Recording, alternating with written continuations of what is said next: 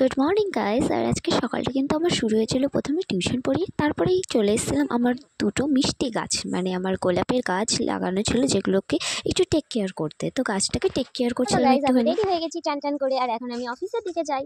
আর আজকে কিন্তু আমার হেয়ারটাকে বেনুনি করে নিয়েছি।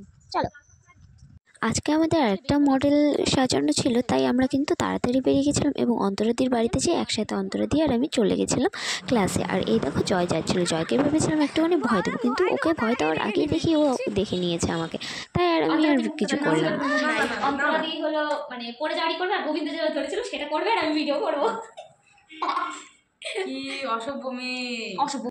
আর এই হলো আজকের মডেল আমাদের, যাকে গাউন পরিয়েছে, গাউন লুকটা আমাদের দেখাবে।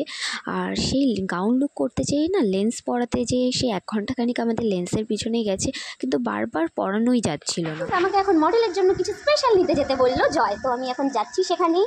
চলো যাওয়া যাক, দেখা যাক পরে। আজকে আমাদের আই মেকআপ যেগুলো করিয়েছে সেগুলোর কালার অনেক সময় না আমরা চিনতে পারি না, তাই কিন্তু কালারগুলো আমরা শেড যেতে বুঝতে পারি, তার জন্য আমি ছাপ দিয়ে রেখেছি এবং আমার দেখা দেখি কিন্তু সবাই এটা করেছিল। আর সেই নিয়ে কিন্তু হাসি ঠাট্টা অনেক চলছিল। তারপরে মডেলের কিন্তু হেয়ার স্টাইল কমপ্লিট করা হচ্ছিলো, যেহেতু সুন্দর একটা গাউন পরিয়েছে। আর এদিকে আমি একটু অন্তরাদিকে বললাম তাহলে আমার হেয়ারটা একটু কার্লি করে দাও না, যেহেতু বেনুনি করেছি সেই জায়গাটা, বাট কার্লি না হচ্ছিল না ভালো করে, তাও অন্তরাদি অনেকটাই চেষ্টা করলো কার্লি করে দাও।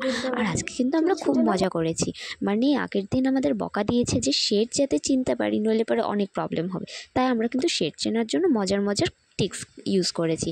আর এদিকে কিন্তু মডেল কমপ্লিটলি রেডি হয়ে গেছে। এখন 5:30 বাজে, আর এখন আমি বেরালাম, তাও এখনও মডেলের ড্রেস চেঞ্জ করবে, তাই অন্তরাদি থেকে গেল। আর এদিকে আমি বেরিয়ে গেলাম, যে আমার পড়ানো আছে, তাড়াতাড়ি করে যেতে হবে, তাই আমি বেরিয়ে গেলাম। এখন দেখি কতক্ষণে পৌঁছাই, খিদাও পেয়ে গেছে অনেক। আজকে তো আর আমার বাড়ি যাওয়া হবে না, তাই আমি দোকান থেকে প্রথমে ঘুগনি খেয়ে নিলাম, আর তারপরে কিন্তু আমি নিয়েছিলাম এই দোকান থেকে পাকোড়া। আর এই দাদার দোকান থেকে কিন্তু আমি বেশিরভাগ খাবার খাই, আর আমার খুব ভালোও লাগে। আর তারপরে আমি পড়াতে চলে এসেছিলাম এবং ওমকে কিছু এক্সারসাইজ দিয়েছিল যেটা আমাদের করাতে হবে।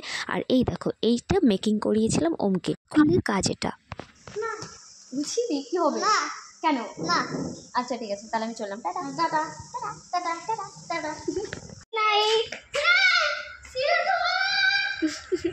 চলো গাইজ, আমি বাড়ির দিকে যাই। এদিকে আমার স্টুডেন্টের পড়ানো তো কমপ্লিট, তাড়াতাড়ি চলো যাই।